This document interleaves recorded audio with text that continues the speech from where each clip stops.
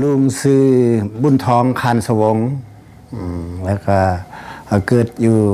บ้านผู้สูงตาแซงผู้สูงเมืองปักแดงแล้วก็เขาเอิ้นแต่สมัยลุงยังเป็นบ้านเนี่ยเขาเอิ้นว่าบ้านผู้สูงตาแซงผู้สูงแล้วก็กองปักแดงเมืองหุนแขวงหลวงพระบางตอนยังเป็นบ่าวน้อยนี่ประมาณ10ปลายปีนี่มีแต่อยู่นำพ่อแม่แล้วก็พ่อแม่พาไปให้ไปสวนก็ฮับใส่เขาตามความสามารถจะฮับใส่อันใดได้เลยครับเฮ็ดแต่ว่า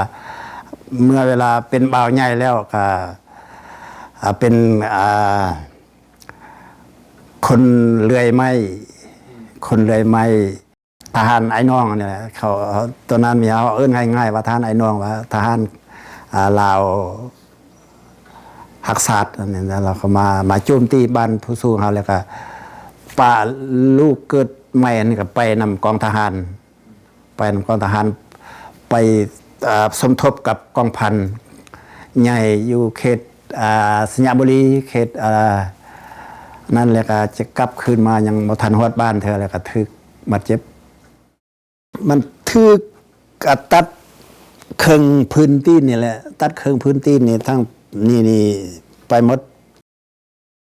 เขาตอนกลางคืนเลยกำลังนอนนี่แหละเขามาเคาะมาหน้าผ้าที่ทางนอกเขาหู้จักบนเขานอนน่ะเขามาเคาะว่าผู้นั้นเป็นล้านละว่าเอาบุญทองพวกเขามาเอาเจ้าไปประเทศไทยจะสมัครไปบ่ว่าซั่น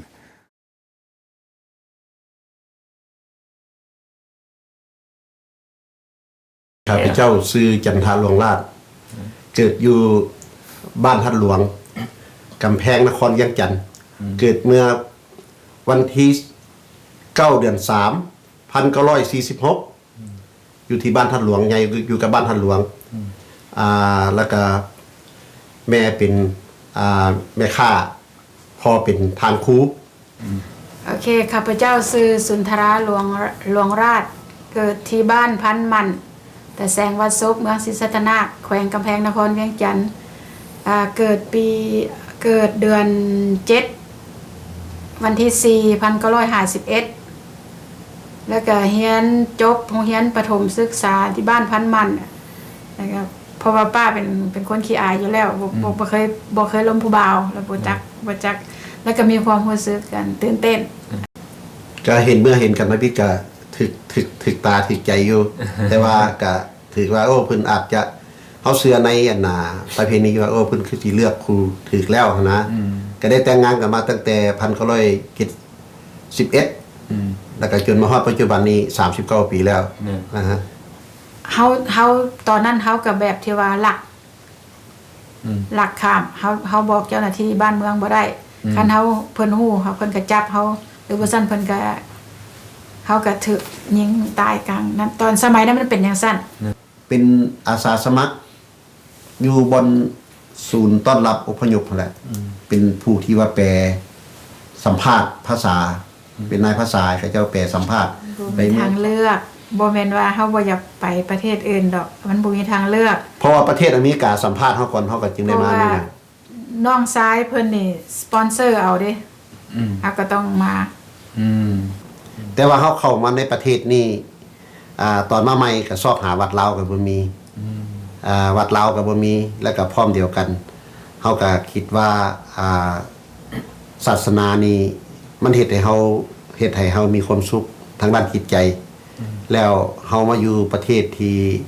เจริญอย่างซี่เฮาก็ได้ค้นคว้าเบิ่งว่าในประเทศนี้เขาเจ้ามีความเชื่อถือแบบใด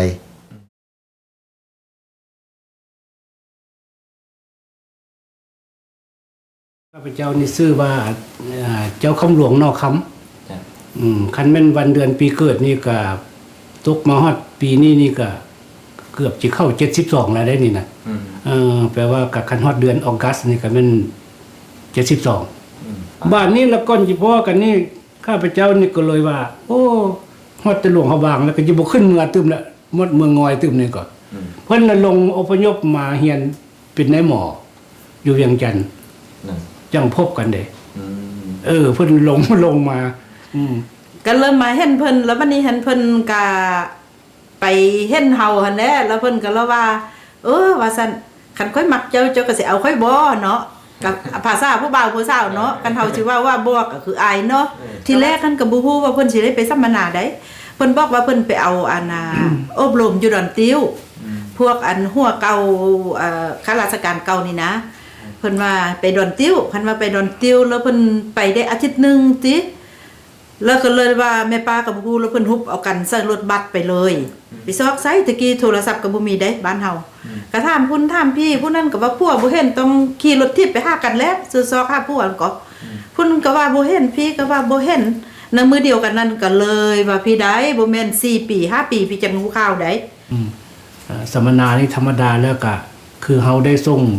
ผู้เชี่ยวชาญนี่ไปสัมมนาประเทศนั้นประเทศนี้ก็3-4 มื้อ5มื้อบ่กลับคืนมานะอันนี้มันสัมมนาอันนั้นน่ะแต่อันนี้เพิ่นเอายืมความนั้นมาซื่อๆซั่นน่ะแต่ความจริงแล้วมันไปกับไปสัพพทุกข์กันแหละเรื่องส่วนหลายแล้วมันก็ว่า 5:00 นเช้าเพิ่นก็ให้ลุกแหละ 5:00 นเช้ายังบ่ฮู้เท่าใดอยู่พุ่นน่ะยังหนาวแล้วก็เฮ็ดเวียกเบิดมื้อแหละจนฮอดมื้อแลงค่ำไปแล้วซั่นไป 6:00 นไปแล้วซั่นน่ะ การอยู่กินนี่เอามาจาก โอ้การอยู่กินบ่อยเว้าแล้วเรื่องการอยู่กินนี่ก็หมายก็ว่าก็แต่ละคนไปอยู่พุ่นก็จนจ้อยหมดนะกินพอบ่ตายนี่แหละว่าซั่นไป มุมจนผู้นั้นแล้วมุมจนผู้ว่าตนข้ามไปเลยแล้วว่า อันอยากได้เงิน500โอ้ยละ500กระจกแล้วมีอยู่ใส่ก็ให้เพิ่นแล้ววันนี้สบายเห็นลูกสายใหญ่เจ้ารัตนะนี่มีมงอยากได้มงในนั้นกระจกให้เพิ่นอยากได้หยังก็ให้เพิ่นแล้วว่าให้ไปทางนี้จิปลอดภัยเพิ่นขึ้นเมือค่ะว่าลงมาสิไม่รู้เหรอไม่รู้ภาษาไทยอันนี้แหงขึ้นแหงเบาเพิ่นแหงขึ้นถึงแล้วอันนี้แหงเข้าไหลลงไปแล้วมันนี่เขาสิแถงอยู่หั่นเขาสิฆ่าอยู่หั่น โอ้กันเดินหนีก็คันบ่หนีนี่ย่านบ่ปลอดภัยซั่นน่ะก็เลยพากันหนีซั่นนะก็มาซั่นดอกแต่ว่าเฉพาะผู้อื่นนะก็เฮาก็มีเหตุผลของไผของเราหั่นแหละอันนี้มันเป็นอันนั้นก็เลยถามว่าเจ้าอยากไปไส